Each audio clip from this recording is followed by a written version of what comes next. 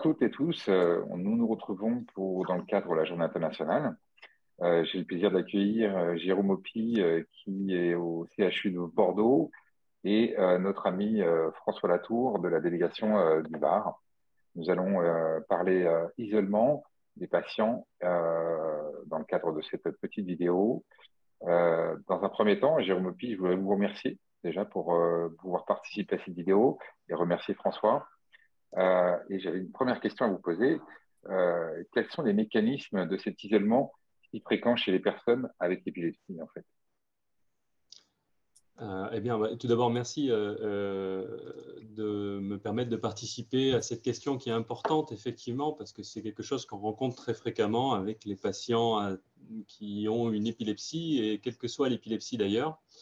Alors, il y a certains mécanismes qui sont propres aux patients, notamment quand les patients peuvent présenter un tableau anxieux ou dépressif, et d'autres qui sont liés à toutes les difficultés sociales qui vont avec l'épilepsie, la conduite bien entendu, mais aussi le travail, la scolarité pour les plus jeunes, et puis les propres représentations du patient lui-même par rapport à ce qu'est l'épilepsie. Et d'autres me semblent extérieures par contre aux patients, c'est la stigmatisation et la discrimination qui entourent encore aujourd'hui l'épilepsie, et parfois aussi la surprotection, la honte, qui est un sentiment fort, hein, mais que peuvent ressentir l'entourage des patients avec du coup cet isolement qui peut s'installer. Et c'est vrai qu'aujourd'hui, l'épilepsie reste ce handicap invisible, représenté dans la culture populaire comme souvent magique ou démoniaque, en tout cas surréaliste. D'accord. Donc, François, à côté de la peur des crises et la peur de rupture des autres, comment on peut le spécifier? Alors, je crois effectivement qu'il y a pas mal de patients qui nous disent qu'ils sortent peu de chez eux parce qu'ils ont peur des crises, ont peur de faire une crise dans la rue, de se retrouver à l'hôpital, de gâcher la journée, etc. Ça limite sûrement beaucoup leur esprit d'initiative et leur possibilité de socialisation. Mais quand même, ce qui domine, parce qu'un certain nombre de patients ne font pas des crises très fréquentes ou ne les appréhendent pas tant que ça finalement, parce qu'ils sont un petit peu habitués, ils ont des systèmes de parade. Mais à côté de ça, je pense que beaucoup de patients, effectivement, c'est ce que disait tout de suite le professeur Opy, subissent le regard péjoratif que les gens portent sur cette maladie. Ce qui nuit terriblement à leur estime de soi.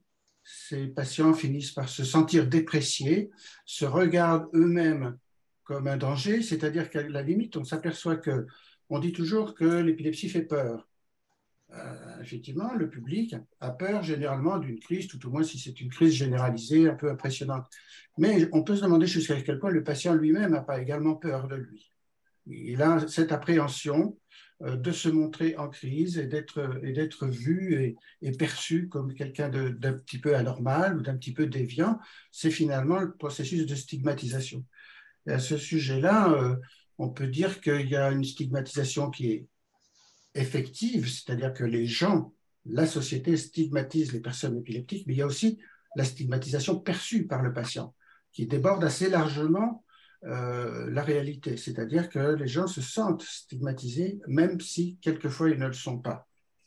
On arrive à ce que finalement les patients ont tendance à se cacher, à fuir la situation et à se cacher. Et on voit même, c'est une des phrases clés du message de l'IBE cette année, on voit même que des patients hésitent à se soigner de peur de faire connaître leur pathologie. Donc, en fait, dans la société, François, on a une apparition, enfin, un regard un peu négatif par rapport à l'épilepsie. Et est-ce que, professeur Opy, vous avez une orientation, une explication sur cette partie-là, d'où pourrait venir, en fait, cet esprit négatif sur l'épilepsie ou ce stigma sur l'épilepsie en général? Est-ce qu'on a une origine qu'on pourrait cibler Ouais. ou expliquer? Alors, ça me semble difficile de dire et de savoir d'où vient cette stigmatisation, mais c'est vrai que pendant longtemps, la maladie épileptique était considérée comme quelque chose de divin. Hein. C'était le grand mal épileptique dont pouvaient souffrir des personnages illustres comme Jules César, par exemple. Ça ne l'a pas empêché, du coup, d'être empereur romain. Mais je pense que ça a changé peut-être. En tout cas, il semblerait qu'aujourd'hui, ça ait quelque peu changé en lien avec notre culture judéo-chrétienne, très certainement, et notamment avec des notions de possession ou qui est en lien direct avec le faible niveau de connaissance sur l'épilepsie qu'ont les gens en général de la maladie, mais aussi les patients, avec cette notion aussi de perte de contrôle. Les patients qui font une crise d'épilepsie n'ont plus le contrôle sur leur corps, avec parfois des mouvements anormaux qui peuvent être très impressionnants. Et je pense que ça vient en partie de là. D'accord. Enfin, à titre d'information, là, il y a 2 films qui sont ressortis récemment sur les réseaux de télévision et puis au cinéma. Dans Avatar, il y a un enfant qui fait une crise d'épilepsie. Même si la crise est bien gérée, elle est quand même issue d'un contact un petit peu, pas machiavélique, mais on va dire qui est paranormal, on va dire. Et il y a un autre film que j'ai vu il y a quelques jours qui s'appelle Pale Blue Eyes sur une chaîne télé. C'était pareil, où là, c'était carrément un petit peu stigmatisant, avec justement quelque chose un peu du domaine de la sorcellerie ou enfin d'un esprit maléfique. Donc, c'est encore entré dans la société. Et François, on se rend compte que les patients et les proches sont vraiment très affectés en fait par ce regard un petit peu biaisé et ce côté un petit peu maléfique, on va dire, ou surnaturel, on va dire. Oui, tout à fait. C'est une chose qui reste mal vécue, même si elle n'est pas forcément toujours exprimée comme telle. C'est mal vécu et ça crée donc des réactions de fuite. On voit des patients qui s'isolent justement un petit peu par la peur de cette anormalité qu'ils ont l'impression de présenter.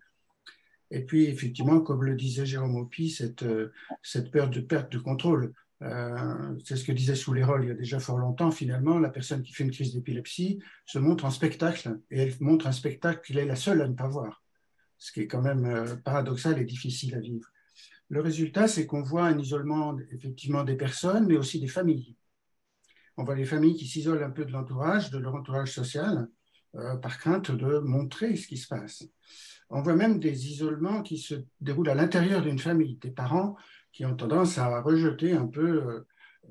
Alors, il y a aussi la surprotection, mais on voit aussi quelquefois le rejet de la famille qui ne veut pas en parler, qui dit non, tout ça, ça n'existe pas, qui essaye par le déni d'effacer un petit peu cette espèce de tâche que ça crée. De toute façon, ce qui est évident, c'est que ça crée une forte souffrance, une souffrance psychologique qui est extrêmement importante. Ça peut aggraver un état dépressif qui est des fois préexistant. On sait qu'un certain nombre de personnes qui vivent avec une épilepsie ont déjà une tendance dépressive, indépendamment même du fait qu'ils aient des conséquences sociales ou des crises fréquentes. Indépendamment de ça, ils peuvent avoir une dépression. Elle est certainement aggravée par ce phénomène de rejet et d'isolement. Il faut même dire que l'isolement créé par toutes ces situations a des conséquences physiques. On sait que les personnes isolées sont plus malades que les autres. Donc, les conséquences sont vraiment très, très importantes pour la personne et pour son entourage. Professeur Hopi, on a des moyens aussi de changer de regard sur l'épilepsie ou des choses qui pourraient permettre de faire évoluer ce regard et la situation d'isolement en fait de ces patients et de ces familles. Je pense que c'est malheureusement très compliqué si on reste honnête, notamment parce que vous avez dit tout à l'heure, la représentation qui est faite dans la culture populaire, dans les films, mais essentiellement dans les séries télé, c'est cette représentation magique, plus ou moins maléfique. Et je pense que la meilleure solution, c'est encore de faire ce que nous sommes en train de faire aujourd'hui, c'est-à-dire informer les patients, informer les familles, informer la population générale, éduquer, soutenir les patients et les familles des patients.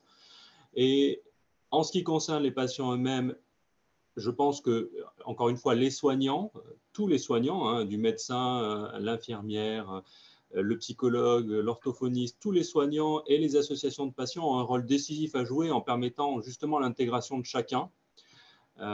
Et il est toujours plus simple pour un patient de voir qu'il n'est pas seul avec sa maladie et que d'autres peuvent présenter la même maladie et du coup de se sentir entouré de gens qui comprennent ce qu'on peut vivre quand on a une épilepsie.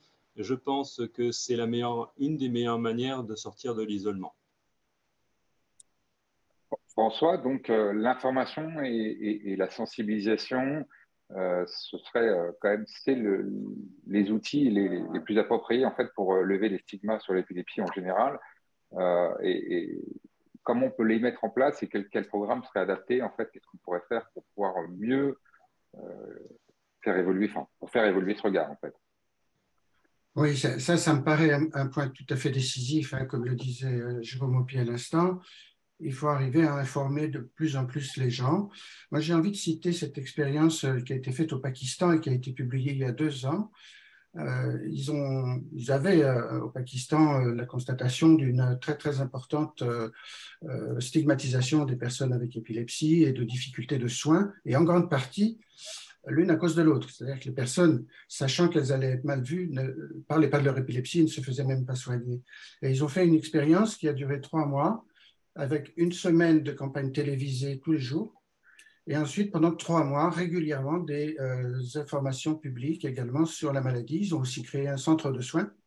Et ils ont fait, au bout de 5 ans plus tard, ils ont fait un comparatif, une étude statistique, où ils se sont aperçus que les défauts de soins des personnes épileptiques étaient passés de 72 à 25%.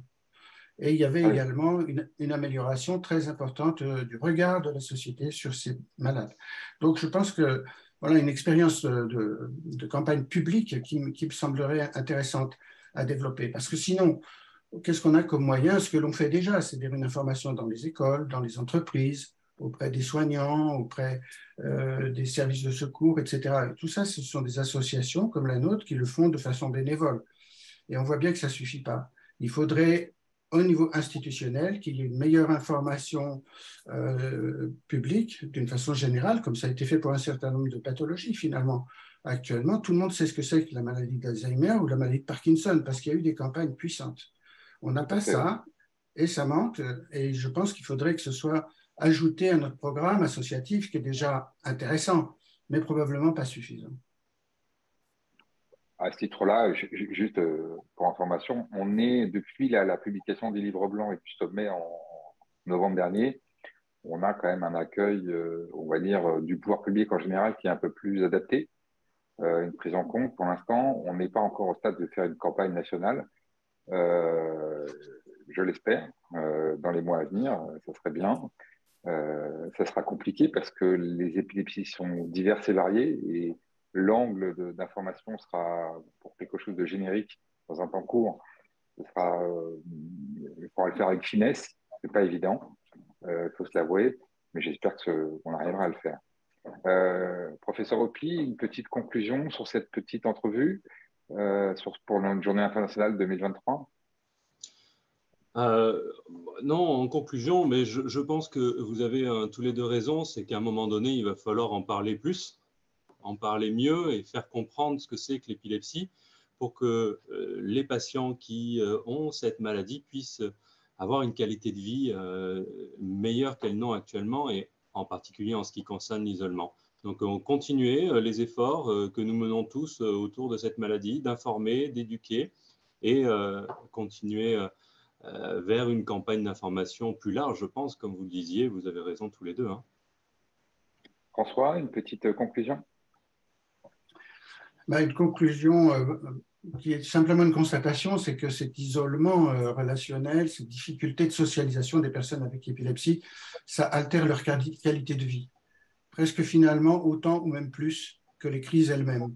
C'est ça qui est quand même regrettable et qui fait que nos efforts, aussi bien ceux des médecins que ceux de l'entourage, des associatifs, des aidants, doivent vraiment porter sur l'amélioration de cette socialisation, de cette prise en compte des patients dans la vie normale.